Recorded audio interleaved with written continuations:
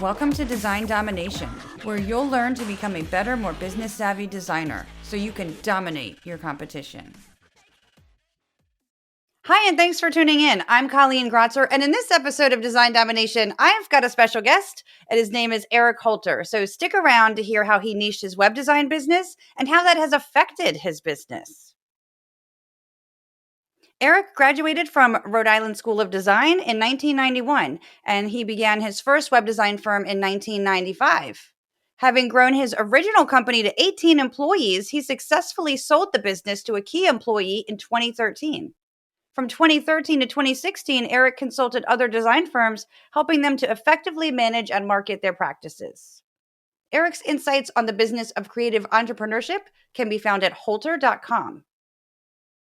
Among his consulting clients was Ray Parrish, owner of Cuberus. In 2016, after Ray relocated from Durham, North Carolina to San Diego, Eric and Ray began an ownership transition, which was completed in 2020. Eric is a craftsman at heart and enjoys putting his decades of experience to work on complex, multifaceted museum websites. Welcome to the podcast, Eric. It's great to have you here. Thanks, Colleen. Appreciate it. So I thought we'd start off with some fun questions. Sure. Okay, so would you rather be able to talk to animals or would you rather be able to speak all foreign languages? I'm going to go with the foreign languages, I think, because I think in general, most human beings are more interesting than animals. Oh, I think I might have to I might have to disagree with that part, but I would go for the foreign languages too, I think. I don't know. They're both sound like fun, and I love foreign languages. If you actually could talk to animals, you'd find that most of what they have to say is feed me. So that's true. It would get tiring very quickly. I would like to know what my dogs are thinking, though. Probably feed me. Yeah, most of the time, sure. And if you had to choose between chocolate or coffee, which would you choose? Oh, no question. Chocolate. No doubt about it. I drink coffee, but mostly out of necessity. Actually love it that much. So chocolate without question. I would choose chocolate too. I'm not a coffee person. So you have a really interesting niche, and I really wanted to talk about this because so many designers are hesitant to pick a niche because they feel like they're going to be alienating other people that come to them. So you have a really great website, you have an awesome business going, and you have a really specific niche. So I wanted to ask you some questions about that. Sure. And I wanted to find out how you got into museums as a niche to begin with. Yeah.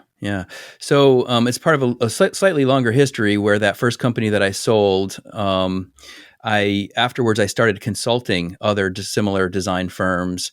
And one of my clients in that period of time was Cuberus.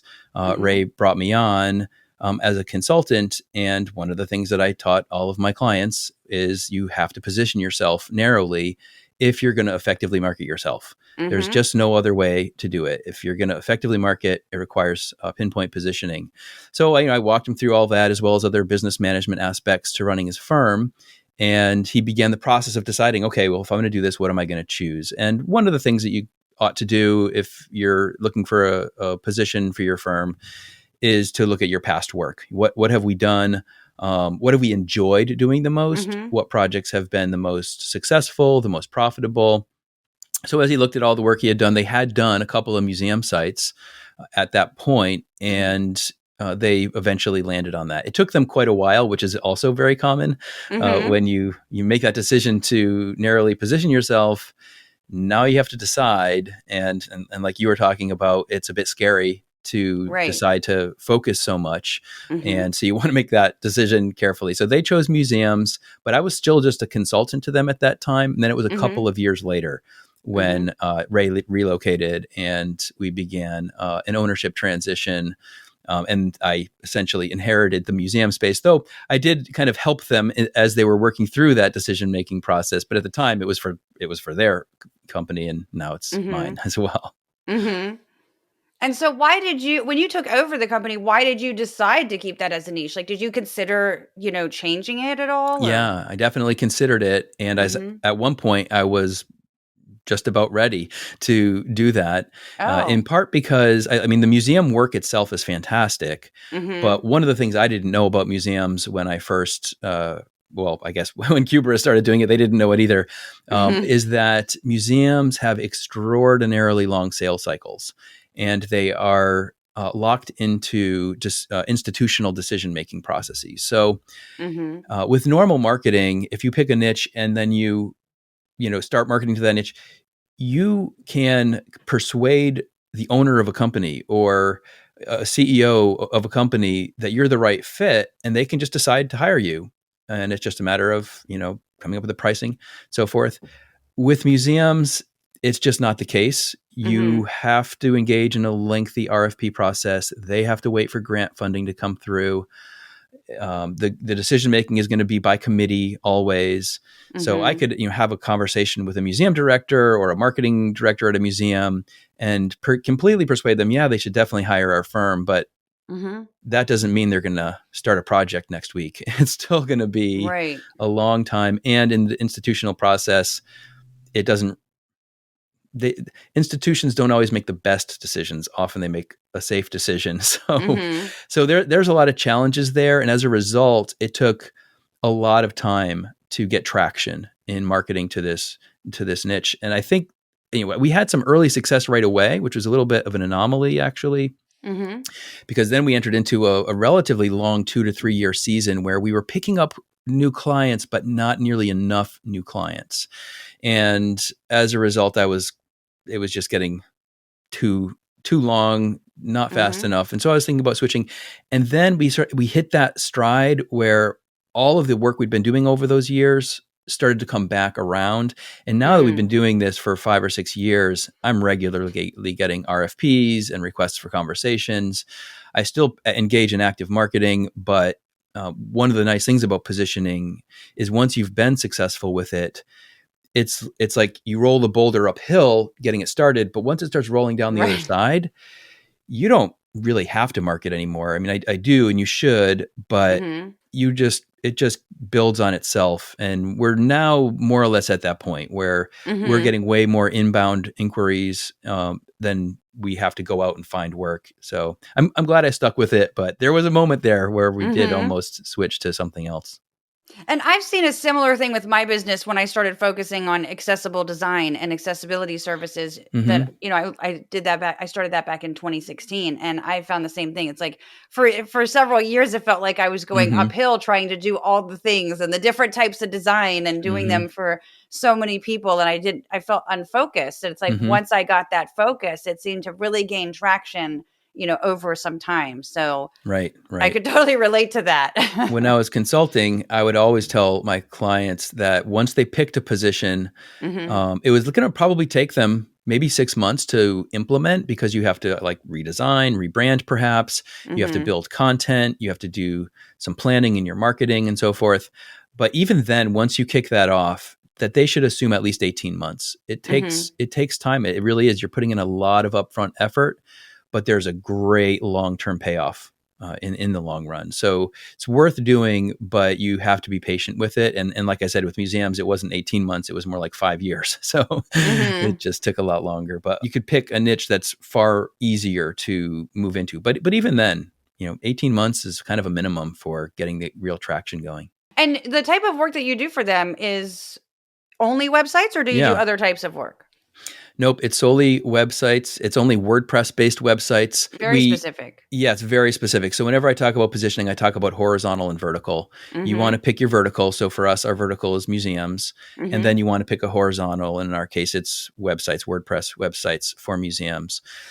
If you don't pick both, you don't get that access to focus on. And the more, if you really have that targeted, you can be extremely effective in your marketing. You can be extremely effective in how people respond to your marketing.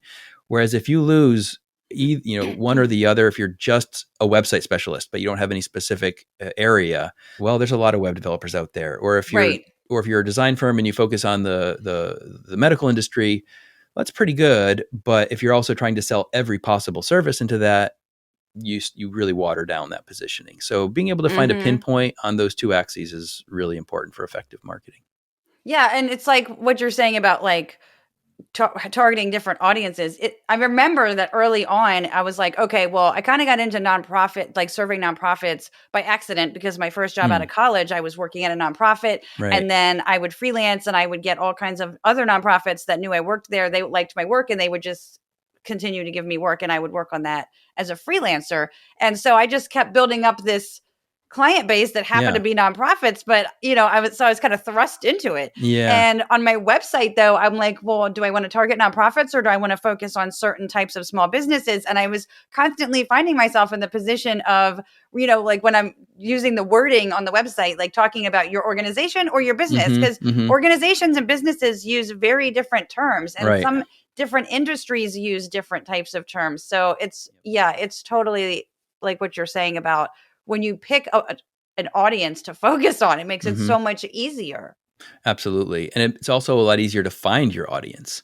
So if Right. you're just a designer doing design work for whoever has a significant or sufficient budget, Mhm. then how do you go out and find a client? Mhm. Anybody, any business, any nonprofit is your potential client. So you can't even build a list. One of the things that I talk about in marketing for creatives is if you can't effectively build a list of, say, between 1,000 and maybe on the very upper end 5,000 names, that covers your industry, then you can't even begin. You have Mhm. to be able to pull a list at a certain point. And if your list is, open the yellow pages, as if, definitely dating myself there. If it could be anybody in a directory, then you have nowhere to start.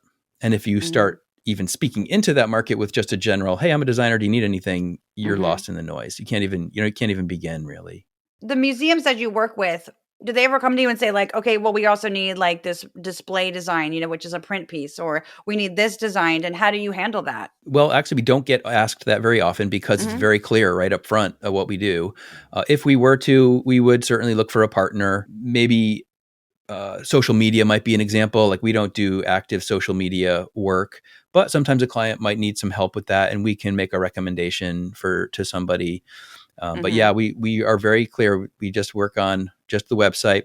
We do broaden it out a little bit in that museums often have third party platforms that they have to work Mhm. with, specialized CRMs or marketing platforms, and we will help them with those because it's Mhm. integrated in websites. It goes back and forth. So we will help with some of those specialized platforms.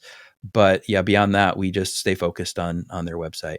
Now, so most designers might say, "Oh my gosh, then you're just giving away work." So, why is it that you would give up the work and refer it Mhm. out rather than take it in?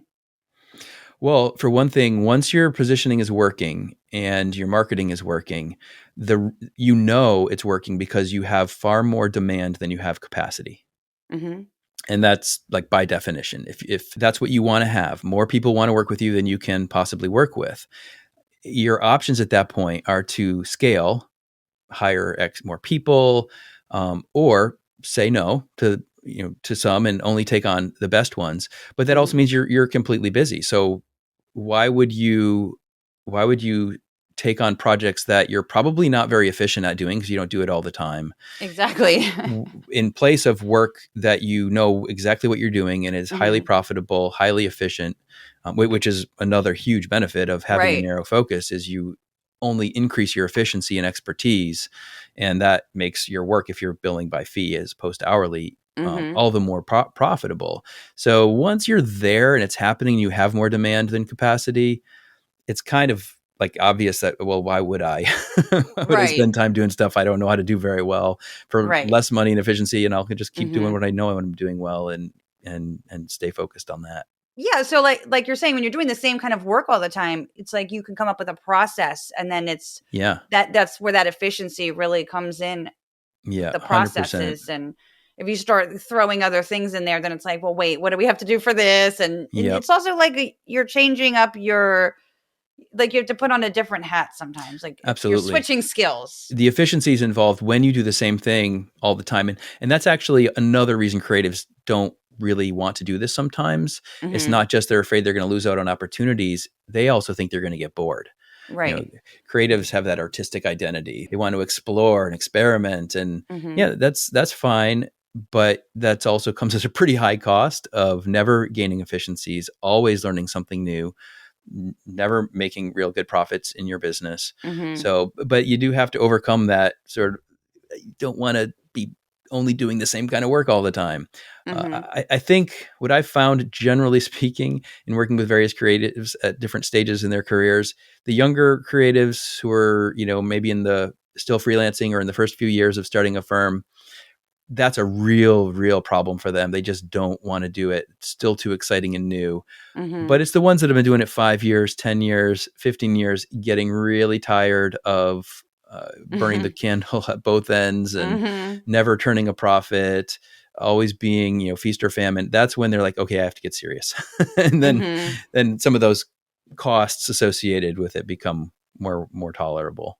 Well, with surfing museums, have you found that they have any particular, and this kind of goes back to who you're targeting too. So when you who like what kind of unique needs do they have that maybe others don't Mm. have, or Yeah, how are their needs different? yeah, they're quite different. So museum sites are their content is related to one another a lot. So they have events, they have Mhm. exhibitions, they have programs, they have resources, they have their collection, they have their blog and their articles, and all of those things often interrelate. So if you have a big exhibition you're putting on, you're going to have a whole bunch of events that are a part of that exhibition. You're going Mhm. to have some marketing and blog posts you're going to do, and you're going to want to showcase those events and that content specific to your exhibition. Mhm. Likewise, your collection objects, they're going to be related to exhibitions and your programs and events. So there's a lot of relating of content behind the scenes that has to go on, and it just makes the information design a little more complex and the Mhm. architecture of how you build on WordPress a little more complex. And then they have their collections themselves, which Mhm. that's a little all over the map. A lot of museum sites, you'll notice if you click on their search the collection, most of the time it's going to hop over to another third party site. And that's because they have specialized software called collection management software. And there's Mhm. a handful of companies that specialize in providing that. And they're using one of those to keep track of all of their object information. And then those systems will feed into some kind of an online portal typically. And that's the easiest path for a museum to present their collection online. So that's quite typical. When we get involved, sometimes that's the case if the museum doesn't have the budget to do an integration or to pull those collection objects in-house into the main website, then we just help them with that aspect. But other times we can actually integrate that collection data and pull it right Mhm. into the WordPress site. And again, that then becomes information that they can relate to other kinds of content. So Mhm. that's one major difference. They also have often, and you've probably experienced this too with nonprofits, they have specialized customer relationship management systems for Mhm. managing their donations and their funding and ticketing events and so forth. And so we want to integrate as much as we can with those, and they tend to be quite difficult to work with. So Mhm. just knowing um, what those limits are and being familiar with some of those platforms and helping our clients to make the best of it sometimes, or in some cases, being able to integrate some of that transactional form elements, membership forms, and so forth into the site can Mhm. also be a specialized requirement for museum sites. And I imagine you knowing all of that already, when they come to you, it's probably an easy yes, Yeah. because if they go to another designer who's not familiar with their needs, Oh, yeah. they're not going to be bringing that up. They're not going to have that experience Oh, yeah. that Yeah. they would know those things. Absolutely. I wrote a book called Blazing the Freelance Trail. And in it, I talk about the difference between the sales call of a generalist firm and the sales Mhm. call of a specialist firm. And, so it's one thing, you get an opportunity, right? So everyone's trying to market so they have lots of opportunities. Mhm. But even as a generalist, you get the opportunity. Someone finds you, they're interested in working with you, you have that initial phone call. You get on that call, and, if you're lucky, you have an hour. And in that hour, you have to pitch yourself, right? Why are you Mhm. different? Why should they work with you? And that takes up 5 or 10 minutes. And then the client wants to explain who they are, and you've got to learn, okay, what kind of a company is this, and Mhm. how big is it, and what industry are they in, and do I know anything about that industry?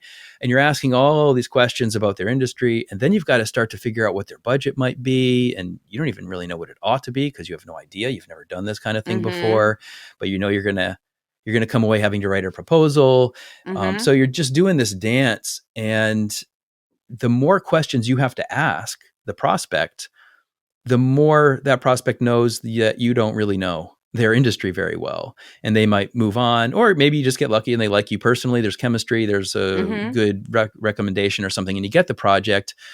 But then you got to learn how to do this whole thing from scratch. Mhm. Whereas when I take a sales call, we do, obviously the initial discussion and then showing how our approach is different and some similarities there. But then I Mhm. just jump in to start asking them questions about what they're, are they using Blackbaud for their CRM, or are they using this other one? Do they use Mhm. Tessitura for collection or gallery systems? I ask them about their events and how much they repeat and how many have to be transactional, and about their donation system. And like, I'm asking them questions they don't even know themselves Mhm. what the answers are. But the difference in me being able to isolate those specific questions that I know I need to know more about in order to write a proposal, Mhm. and them having to say, "Oh, well, I'll get you that information." And, "Oh, that is good. That's a good point. Let me find out." Mhm. Just that experience, that almost always closes the sale, because Right. they know that they're dealing with someone who's going to be able to lead them through the project because they've done it dozens of times before, instead of this being the first time that Right. they've ever talked to a museum. So you're in that expert position Right. versus the order taker position where they're coming to you and they're like, "Okay, this is what we need. This is what we want." And you're kind Yeah, of asserting yourself with those questions. So you're not only absolutely. demonstrating the interest in them with asking the questions, it's also asserting yourself and putting yourself into Yeah. that position with those questions. 100%. And that's Mhm. yet again another benefit of positioning, and the Mhm. expertise that you gain from it is right out of the gate. You're in the leadership position. Yes. From the sales call through the proposal through the kickoff meeting, they see you as the lead, as someone who's leading them through a process. You're confident because you really do know what you're Right. doing. You really have done Right. this before.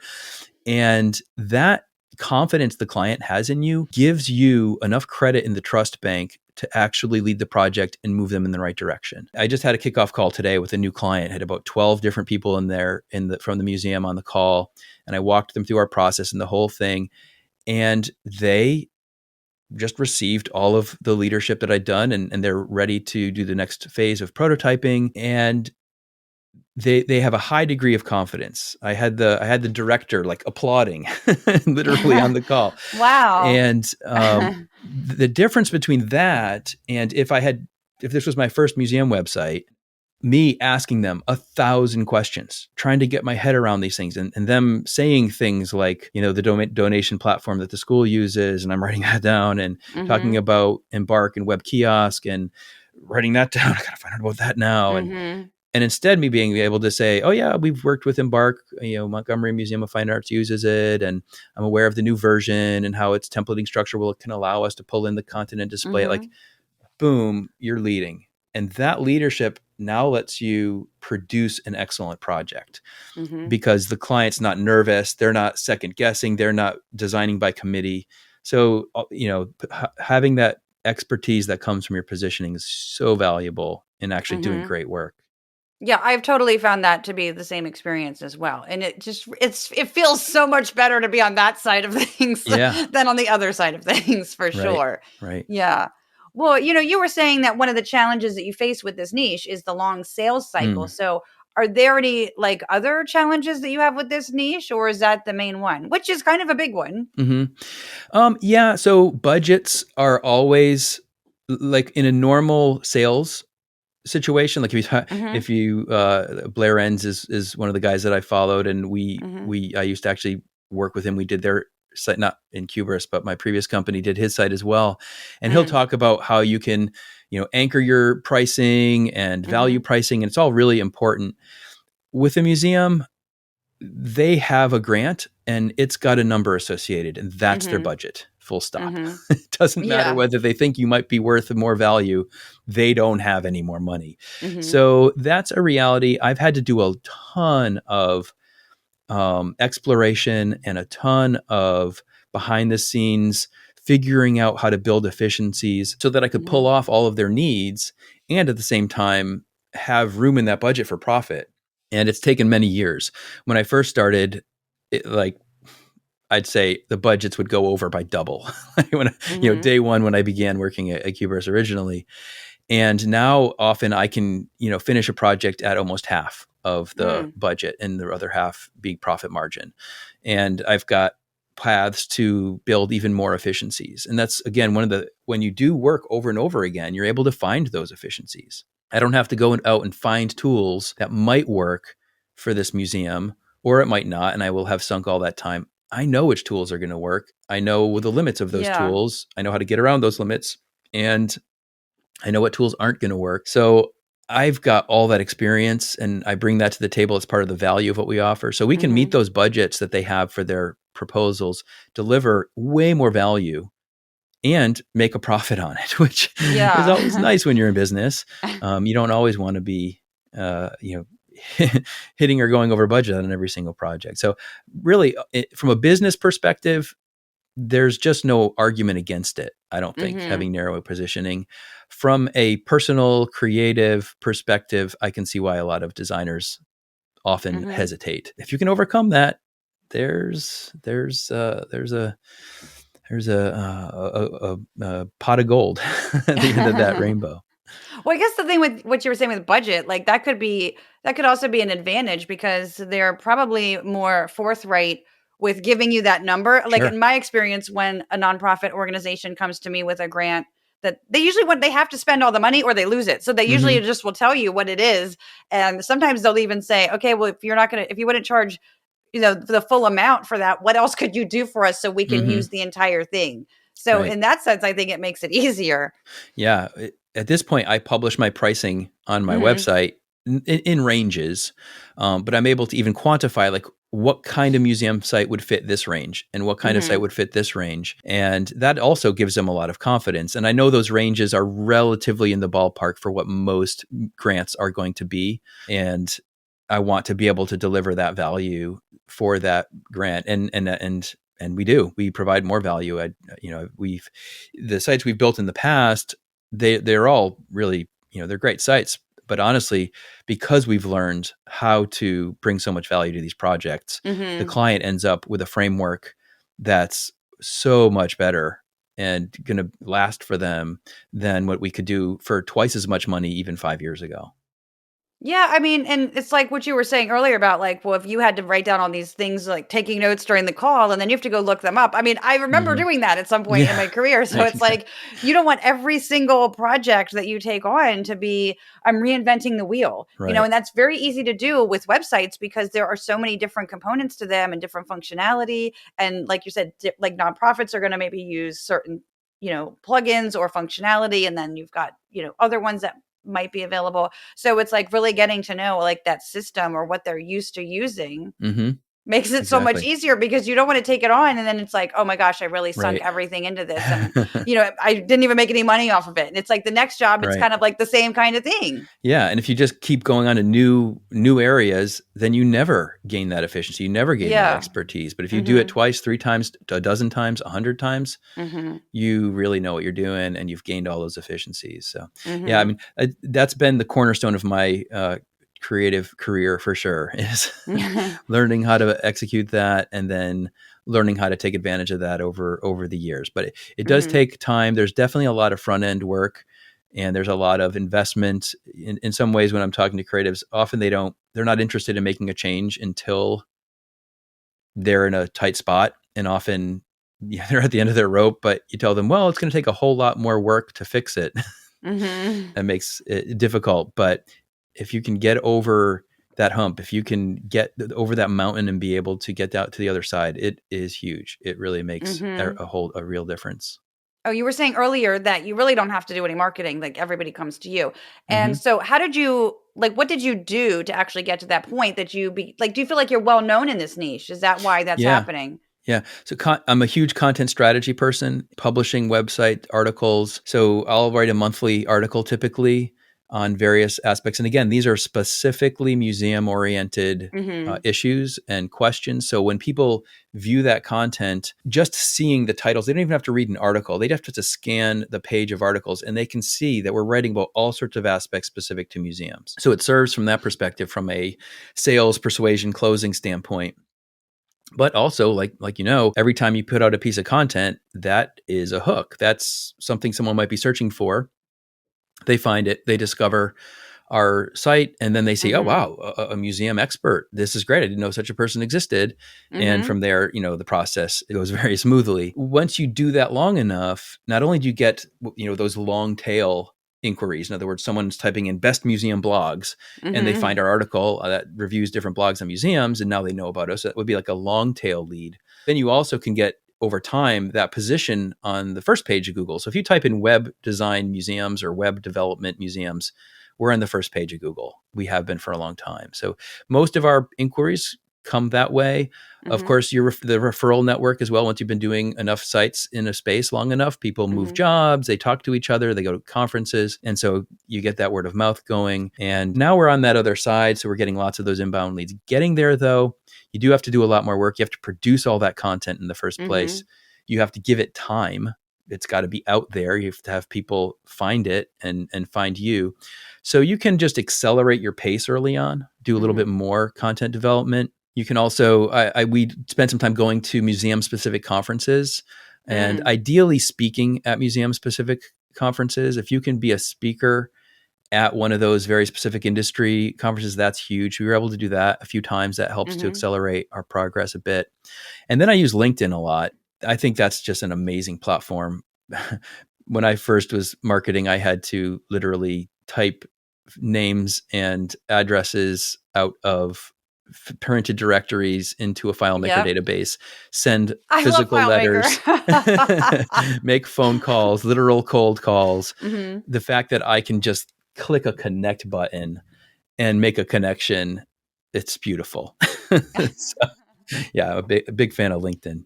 This has been so insightful. I'm sure designers are really going to find this helpful, and you've given out so many great tips. But what's funny is that when I first reached out to you about your client business site, Cuberus, it Mm-hmm. was because of our mutual, well, your client that you had me do a website accessibility audit for. Right, And right. so only then did I find out that you had a course for designers, which just happened to go so superbly with this whole conversation that I Yeah, had planned to talk to you about just based on your own business, you know? right, right. So do you want to go ahead and talk about your marketing course for Yeah, designers? sure. So, like I said, I was consulting in this space for about 5 years. Mhm. And then I changed gears, decided to help one client out full time as opposed to consulting and working with many different clients.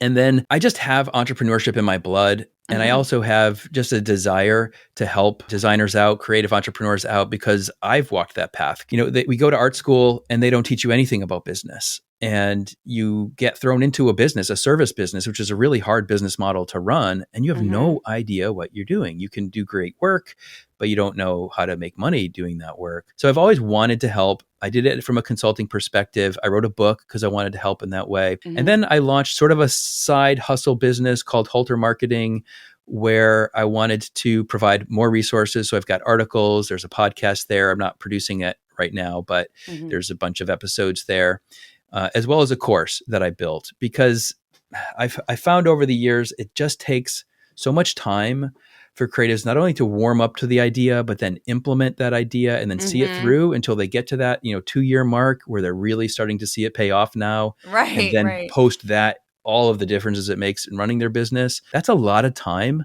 and fear and confusion to endure Mhm. between now and success. So the course, I made it into a course so that creatives could do it at their own pace. Mhm. It's like 3 hours of material. It talks about positioning, the specifics of positioning, barriers to positioning, how to go about picking one, how to validate it using LinkedIn, how to do a content strategy around that positioning, how to actually roll that out using Mhm. LinkedIn and Airtable and finding Mm. prospects and reaching out. And so it goes through the whole process. And then Kubernetes, that's when we started hitting our stride with Kubernetes. Mhm. And I sort of had to say, okay, I'm going to leave this for creatives to benefit from. I'm not actively running that side because I'm literally at this point actually a little overwhelmed with my museum Mhm. work. Mhm. And then I do offer some uh, lightweight advisory services. Someone could book a half an hour with me, a paid Mhm. half hour through Calendly. Mhm. And I will do a positioning workshop with somebody if they are Mhm. that far along where they're ready to really do this now. And they want to work with somebody who can really test and make sure that's a good positioning and that they're not going to invest a lot of energy moving forward with a positioning that's perhaps not there yet.